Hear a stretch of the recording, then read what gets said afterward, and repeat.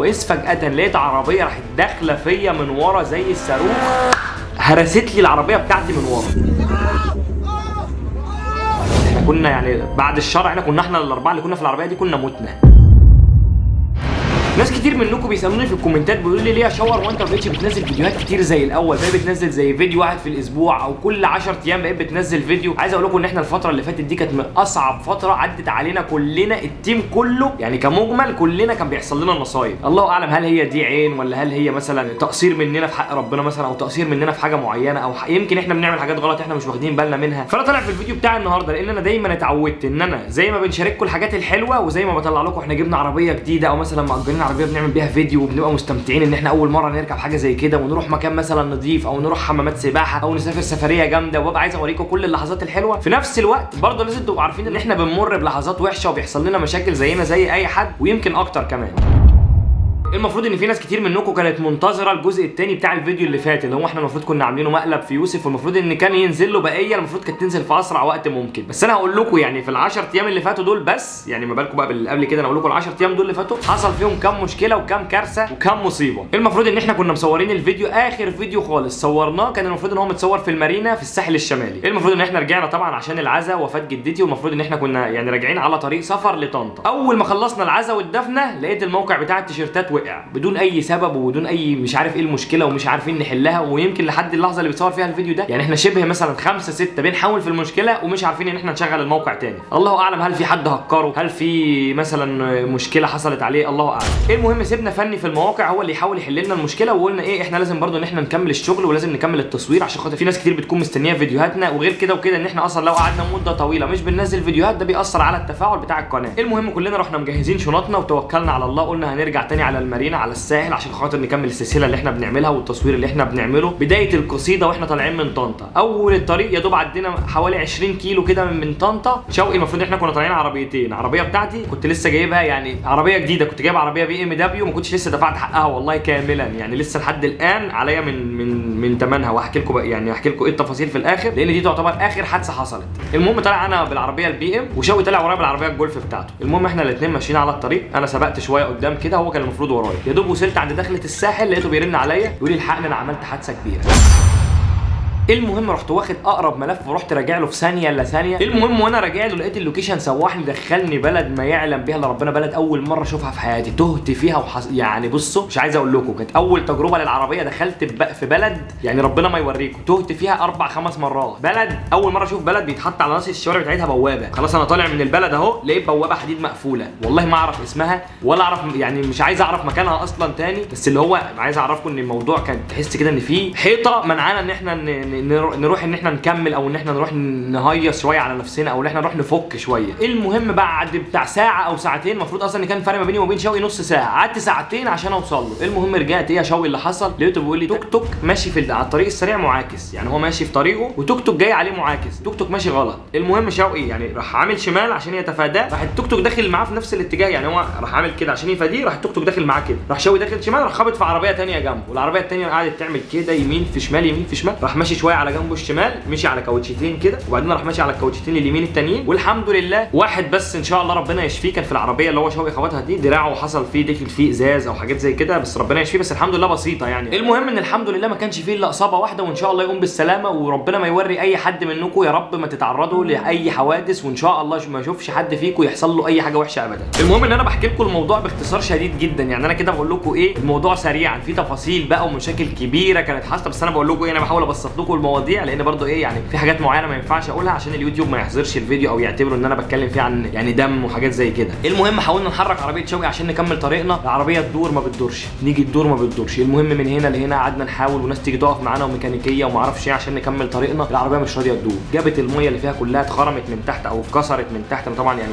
ما بفهمش قد كده في العربيات، بس تقريبا الريداتير اتكسر من تحت او اتفلق، فاي ميه بتتحط له بتيجي على الارض. المهم قلنا ايه طب احنا نركنها في البلد اللي حصل فيها الحادثه دي ونغطيها ونسيبها ونكمل نكمل طريقنا عشان برضو ايه احنا المفروض ان احنا ملزمين ان في فيديو كان ينزل، والمفروض ان احنا اصلا في يعني تكمله الفيديو اللي فات موجوده معانا متصوره، بس هي عايزه تتمنتج. احنا الفكره مش عارفين اصلا نعمل اي حاجه، احنا نطلع من مشكله نقع في مشكله ثانيه. المهم احنا كنا متحركين السفريه دي من غير احمد شاور اساسا، يعني اللي انتم ما تعرفوش بقى ان احنا ما كناش جايبين احمد شاور. احمد شاور ما جاش معانا ليه؟ لان احمد شاور عنده مصيبه ثانيه او مشكله ثانيه. صحي من النوم بدون اي سبب، لقى عنده عينه اليمين منفوخه من فوق وعينه الشمال تحت منفوخه من تحت، ورمه من هنا بدون اي سبب. هو نام صحي لقى نفسه عامل كده، الله اعلم هل هو نام زعلان، هل هو مثلا جاله حساسيه من حاجه معينه، محدش فينا يعرف. انا بقول لكم بيحصل لنا من مصيبه لكارثه بدون اي يعني مش عارفين ايه الاسباب. قد نكون احنا مقصرين في حق ربنا او ممكن نكون بنعمل حاجات غلط، الله اعلم، بس احنا على قد ما بنقدر بنحاول ان احنا نصلي ونكون جنب ربنا. بس دي ممكن تكون رساله او ممكن تكون اي حاجه، الله اعلم، ممكن تكون عين، انا مش عارف ايه السبب في الحاجات دي كلها.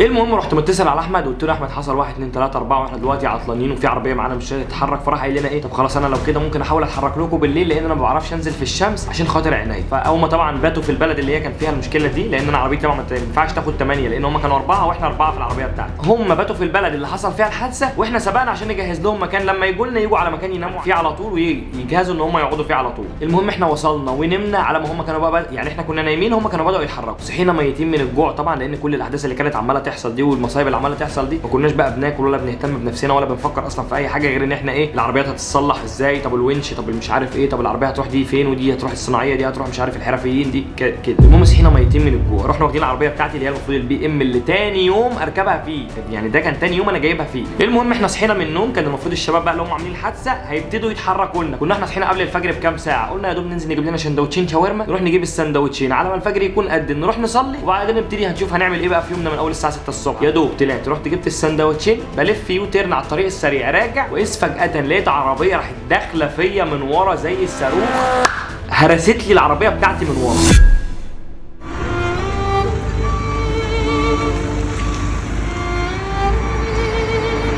المهم خدنا صدمه، يعني سبحان الله ان هو ربنا تقريبا كان مسخر لي ان انا اروح السفريه دي بالعربيه البي ام، لان العربيه البي ام عظمها ناشف. لو كنت راكب عربيه ثانيه مثلا السكودا او عربيه مثلا نيسان او حاجه اللي هي عربيه من العربيات اللي هي خفيفه، احنا كنا يعني بعد الشر احنا الاربعه اللي كنا في العربيه دي كنا متنا. يعني وصلت الشنطه بتاعت العربيه البي ام، الشنطه بقت عند الكنبه، يعني انتوا متخيلين، انتوا هتشوفوا صور هتظهر لكم، الشنطه وصلت للكنبه. يعني الحمد لله لو ستر ربنا، لو العربيه دي ما كانتش بي ام دبليو ما كانتش الماني، يعني لو كانت مثلا جيلي او ام جي او عربيه صيني، احنا الاربعه اللي كنا جوه العربيه البي ام دي ما كانش في حد مننا عاش. العربيه التمناء اتقلبت ورانا مرتين، يعني اتقلبت في ظهرنا مرتين. انتوا متخيلين الموضوع ان العربيه اتقلبت، يعني احنا بقى كنا نازلين اللي هو ايه، احنا اترزعنا في مكاننا. حزمه الامان الحمد لله كنا لابسين حزمه الامان، عشان كده بنصح اي حد بتركب عربيه البس حزام الامان. مش شرط تكون انت اللي بتجري ومش شرط تكون انت اللي سايق على سرعه، ممكن واحد وراك ممكن يكون شارب، ممكن يكون مش في وعيه، ممكن يكون سرح وهو سايق، ممكن يكون ماسك الموبايل يخبط فيك، حزام الامان هو اللي هينقذك. المهم نكمل موضوعنا. التمنات قلبت فوقينا مره، طلعت فوق السقف بتاع العربيه، لولا ان احنا كنا بي ام وعربيه الماني كان السقف نزل على دماغنا كده هرسنا احنا الاربعه جوه العربيه. الحمد لله ده طبعا كله ستر ربنا، وطبعا العربيه عظمها ناشف. المهم احنا اول ما العربيه وقفت في مكانها اطمنت على الشباب اللي معانا، ببص على نفسي اتاكد اشوف فيا دم ولا فيا اي حاجه، قلت الحمد لله انا سليم. طبعا بقى بجهز نفسي ان انا انزل اشوف مين الحمار او مين يعني الشخص اللي يعني خابط من ورا دي يبقى هو اللي غلطان. يعني في قانون المرور اي حد يخبطك من ورا هو اللي غلط، لازم يكون سايب ما بينه وما بينك مسافه امان. المهم نزلت بقى لسه هشوف مين الشخص ده، لسه هزعق اقول له انت ما بتشوفش، انت ازاي تخبطنا من ورا انت. نزلت لقيت العربيه مقلوب، يعني سقف العربيه تحت والكاوتش فوق، يعني العربيه مقلوبه على السقف تحت. وربنا ما يوريكم ويبعد عنكم الحوادث، ويا رب بعد الشر ما اشوف حد فيكم في حادثه او في مشكله. العربيه بقى كانت هي عربيه تمنيه بالنقله شباب كده زي العسل، ركاب، هم كانوا ركاب واللي هم دافعين اجره وراكبين، يعني هم مش اصحاب العربيه، وطبعا اللي سواقها تقريبا صاحبها. المهم الدم في كل حته عمال يقع من العربيه، ربنا يشفي كل اللي كانوا موجودين في التمنيه ان شاء الله يقوموا كلهم بالسلامه. يعني انا مش عايز اقول لكم المنظر كان عامل ازاي، يعني هم دماغتهم مدلدله لتحت ورجليهم فوق، وطبعا سويت بقى ربنا ما يوريكم، يعني برضو هتسمعوا احنا في كام فيديو تصوروا واحنا في الموقف، ربنا ما يوريكم.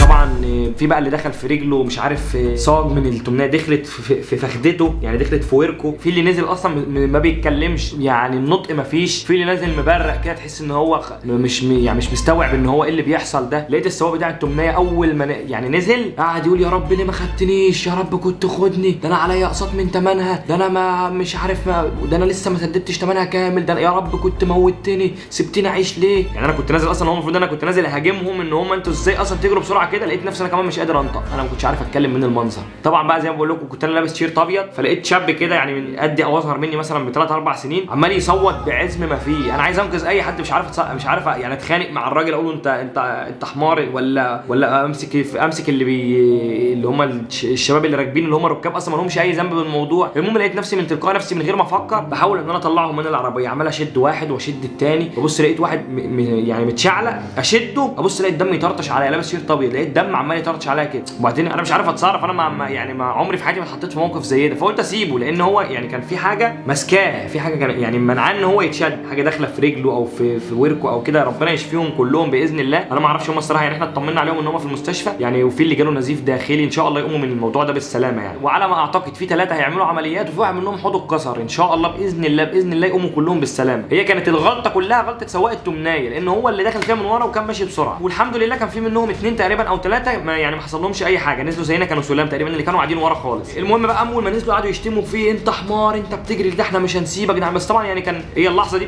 بتلاقي كل واحد بيتصرف بقى ايه يعني على حسب الموقف. هو شايف صاحبه طبعا على الارض غرقان في دمه ساح في دمه، فهو نزلوا بقى مسكوا هم في السواق، لان السواق كانوا عمالين يقولوا انت كنت بتنام على الطريق وانت كنت اصلا سرحان واحنا عمالين نفوقك. فطبعا الموقف كله كان غريب واول مره يحصل لي واول مره يعني اتحط في موقف زي ده. المهم طبعا اللي انا تخيلته ان نفس زي ما حصل مع شوقي، هو كان شوقي لسه حاصل له حادثه ان احنا يعني همشي ان انا هروح، فلا فوجئت بقى بص لقيت عربيات شرطه، لقيت عربيات اسعاف، لقيت عربيات مرور، لان الموضوع كان في طريق سريع وفي نص الطريق وعربيتي كلبشت في الارض، فكل الناس بقى جايه من وراها تخش فينا. يعني عارفين كل شويه واحد يجي يبص لها واحد جاي يخمس هيخش فينا، مش شايفيننا اصلا لان العربيتين فوانيسهم اتكسروا، فمن العربيتين ما جوش منورين في نص الطريق السريع، فعربيات بوليس جت وعربيات مرور جت والطريق اتقلب والدنيا باظت. المهم قال لك ايه لازم الاثنين السائقين بتوع العربيتين يتحبسوا. المهم انا اتصدمت، يعني انا اول ما سمعت كلمه يتحبسوا دي اصلا انا اتصدمت. يعني انا ازاي واحد ابقى ماشي في سرعتي القانونيه، انا ماشي في سرعه الرادار، يعني هو الرادار في المنطقه دي كان 100، انا ماشي من 80 ل 100 يعني ما بتعداش الرقم ده. المهم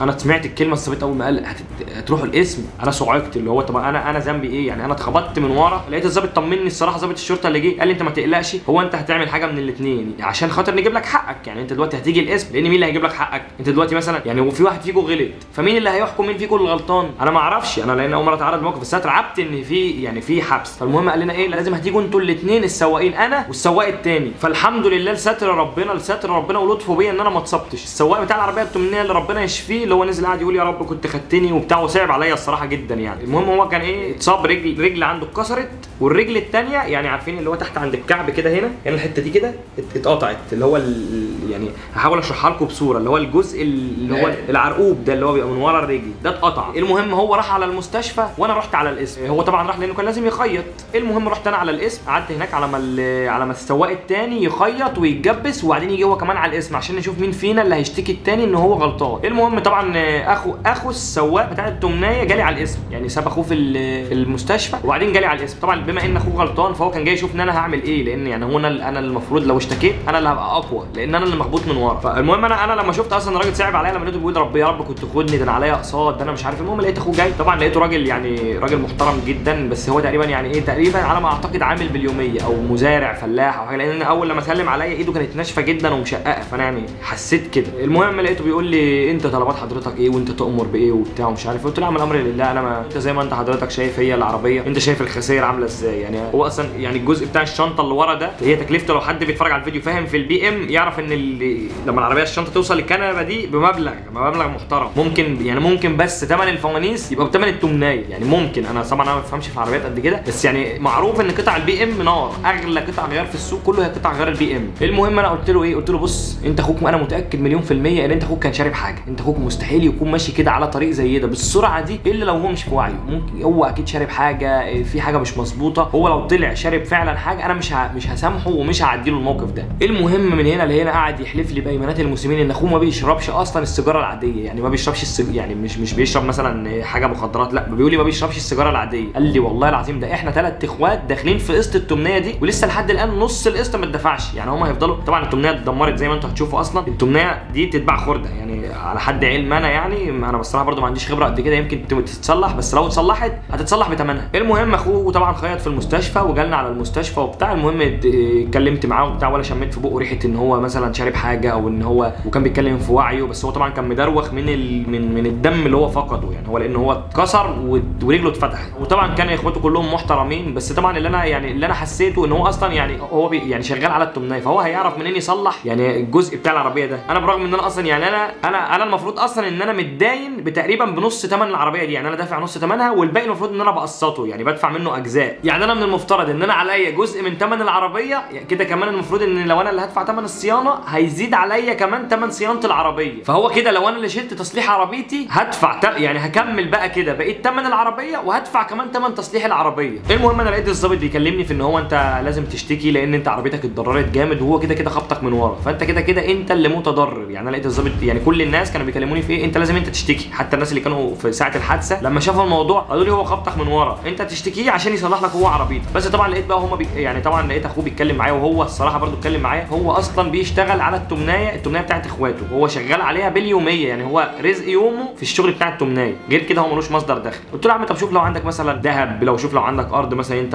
مكمرها على جنب، لو عندك مش حاجه تعرف تبيعها برده تسد، يعني تزق معايا اي جزء تعرف تدفعه، بس بحيث برده ان انت ما تشيليش الموضوع كله لوحدي، لان انت غلطت، انت عليك جزء من الغلط فشيل برده معايا فيه. يعني انا برده بيني وبينكم انا كنت ايه، انا بجس وبشوف لو هو عنده مقدره يدفع حاجه يدفع، بحيث ان انا ما اشيلش الموضوع كله لوحدي. المهم لقيته بيحلف لي بايمانات المسلمين ان هو والله قال لي تعالى شوف بيتي وتعالى شوف حياتي وتعالى شوف انا عايش عامل ازاي، وانت لو جيت بصيت هتلاقي الدنيا متدمره والدنيا بايظه. ويعني انا الصراحه اللي شفته هو برده يعني الهيئه كان باين عليها. المهم واحنا في وسط الكلام ده لقيت السواق بتاع الونش، طبعا الناس اللي فاهمه في الحوادث لما بتعمل حادثه لازم ونش يجي يشيل العربيه، الونش انت بتديله فلوس بتحاسبه. فلقيت سواق الونش ايه، يعني المفروض كنا احنا نحاسبه على ان هو شال عربيتنا، وفي سواق الونش اللي هيحاسبه عشان هو شال عربيته من نص الطريق اللي هي لما اتقلبت. فكان طبعا سواق الونش عايز 1200 جنيه او 1000 ونص من كل واحد. المهم راح كلم اخواته، يعني انا سمعتهم كنت انا يعني واقف قريب منهم شويه كده فسمعت الكلام، يعني لقيته بيحلف بيقول له والله العظيم احنا الاثنين ما في جيبنا غير 600 جنيه وما في بيتنا جنيه، يعني احنا معانا 600 جنيه حالا ومعناش غيرهم، ما فيش ولا مليم معانا غيرهم. فيعني هو بيتكلم معاه في 1000 جنيه اللي هو ثمن الونش، ما بالكم انا بقى لو انا اتكلمت معاه وقلت له انا عايز فلوس هتكلم معاه في ثمن تصليح عربيه قد ايه. فالمهم اللي انا استشفيته من الموضوع ان هو لو انا طلبت من الراجل ده فلوس يبقى انا هاجي عليه. يعني انا لقيت نفسي ان انا في الموقف ده انا قادر،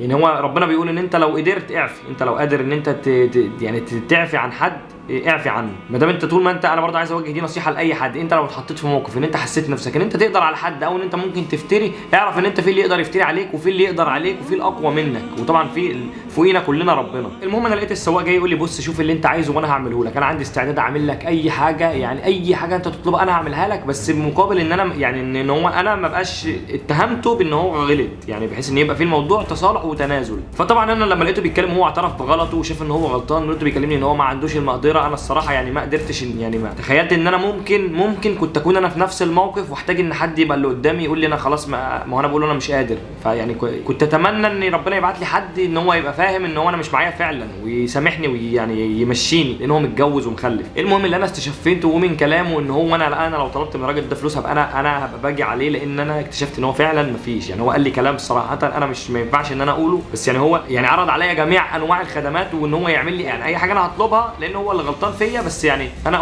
قلت قدر الله ما شاء فعل، وان دي هتبقى يعني انا هحتسبها لله ان هو انا يعني مسامح لوجه الله. المهم طبعا انا بحكي لكم كل القصه دي باختصار، يعني انا عايز اعرفكم ان مثلا الكلام اللي انا بحكيه في كام دقيقه ده مثلا اتعمل في 12 ساعه. يعني انتوا عارفين مثلا احنا الكلام ده كان بيحصل في القسم، قعدنا طبعا في القسم مده، وبعدين طلعنا من القسم رحنا النيابه دي قعدنا فيها مده. يعني فاهمين انا بحكي لكم الموضوع اللي هو ايه باختصار، الاختصار في تفاصيل كتير في النص، بس انا بقول لكم باختصار يعني. المهم رحنا النيابه، طبعا دخلنا على وكيل نيابه محترم جدا جدا، شاف الموضوع قال لي انت اكيد بتشتكيه، يعني طبعا لان هو الموقف اللي هو يعني اللي يشوف على طول يقول ان اللي اتخبط من ورا بيتهم اللي ورا. انا قلت له لا والله انا مسامح لوجه الله وقدر الله ما شاء فعل وخلاص انا متنازل. قال لي انت متاكد؟ قلت له له حصل خير والحمد لله، والحمد لله احنا سلام. يعني هو كفايه الراجل اتصاب اصلا وهيقعد في البيت مده من غير ما يعرف ينزل على التمنايه، فدي يعني يكفي ان هو اصلا ربنا يكون في عونه. وانا متنازل عن حقي ومش عايز اي حاجه، وانا هحاول ان شاء الله ان انا اقوم بتصليح العربيه بتاعتي، ده غير كمان ثمنها اللي انا لسه هسدد فيه اصلا. المهم خدنا افراج من النيابه، ان هو احنا افراج اللي هو يعني بلغه المجرمين والمحكمه، يعني اللي هو احنا كده ايه خلاص روح بقى شوف انت هتروح تعمل ايه. بس طبعا ده احنا كسواقين لحد اللحظه اللي انا بعمل فيها الفيديو ده العربيه بتاعتي في الاسم، يعني العربيه بتاعتي في الاسم وبتاعته في الاسم هو كمان، لسه لحد دلوقتي ما طلعتش طبعا. مش لسبب، لا لاجراءات قانونيه، لازم اجراءات قانونيه ان هم يتاكدوا ان العربيه مثلا مش مسروقه، بيعملوا حاجه اسمها كشف على الشاسيه، واللي هو يتاكدوا ان انا مثلا طب يعني ان هو انا مش حرامي سارق العربيه، وان هو برده كمان مش حرامي، يعني هم دي اجراءات عاديه. فمش عارف الصراحه لسه العربيه ممكن تطلع امتى، بس يعني انا كنت عامل الفيديو ده وبرده يعني في نقطه ان احنا كنا متحركين من طنطا 3 عربيات جايين الساحل راجعين بعربيه واحده، يعني احنا واحنا هنرجع بعربيه واحده. طبعا عايز اشكر كل الناس اللي سالت عليا وكل الناس اللي اتصلت بيا واتصلت بالتيم كله لما شافونا منزلين على الاستوريات وشافونا وطمنوا علينا. عايز اشكر في ناس كتير ما عرفتش ارد عليها والله، بس لاني كنت في الاسم انا اسف جدا، كنت بتكلبش في الاسم والموبايل ما كانش معايا، حقكم عليا وشكرا لاتصالاتكم. وعايز اقول لكم بقى نصيحه، يعني زي ما قلت لكم كده ان هو يعني الفيديو ده غرض منه نصيحتين، ان انتوا وانتوا في السواقه ما تجروش. لو انتوا حد منكم بيركب عربيات او بياخد عربيه بابا بالليل، او انتوا معاكم عربيه حلوه محندقه كده، اهم حاجه ما تجروش. حاول دايما تبقى لابس حزام الامان، هو بيخنق وبيبقى مقرف وكالح، بس لولا حزام الامان ولولا ان احنا كنا راكبين عربيه ناشفه احنا كنا متنا بمعنى الكلمه. الحاجه الثالثه العفو عند المقدره، لو لقيت نفسك تقدر على حد اعفو عنه، لان انت هتيجي في وقت هتبص تلاقي الاقوى منك واللي يقدر عليك، وهتفتكر ان انت عفيت عن حد فبيتعافى عنك. وبس كده، وان شاء الله باذن الله يعني هتبقى اخر مشكله، ربنا يجعلها اخر المشاكل ان شاء الله. طلع العربيه وهنرجع تاني ننزل لكم فيديوهات ضرب نار ان شاء الله باذن الله من الفيديو اللي جاي. وطبعا حابب اشكر بابا وعم محمد نجم، يعني لان هم جولي الصراحه من طنطا. بابا المفروض ان هو جالي اصلا من طنطا اول ما عرف الموضوع وعرف ان انا طبعا في الاسم، فجالي في ثانيه الا ثانيه، وبس هو نايم دلوقتي، فهتشوفوه بقى في الفيديو الجاي ان شاء الله. وهنحاول ان احنا نرجع لكم الفيديوهات تاني في اسرع وقت ممكن. بس انا بس حبيت الفيديو ده اعمل لكم ان كنصيحه، واقول لكم ان احنا يعني الدنيا متكعبله مع التيم كله يعني، فيا ريت دعواتكم. ولو في اي حد حابب ان هو يساهم معانا في اي حاجه في تصليح العربيه، يعني رقم الحساب هتلاقوا الحساب بتاعي في البنك تحت في انا بهزر معاكم، ولا انتوا حبايبي والله العظيم يعني، بس لو حد شيء تعرفين يعني. المهم اهم حاجه اشوفكم الفيديو الجاي بقى نكمل بقيه المغامره اللي احنا منزلينها ان هي يتبع، عشان تعرفوا طازه اتعمل فيه ايه لما نط على فيله النجم. طبعا هتتفرجوا على ده في الفيديو اللي جاي ان شاء الله، ونشوفكم الفيديو الجاي وهنحاول ننزله في اسرع وقت ممكن وما نتاخرش عليكم. سلام.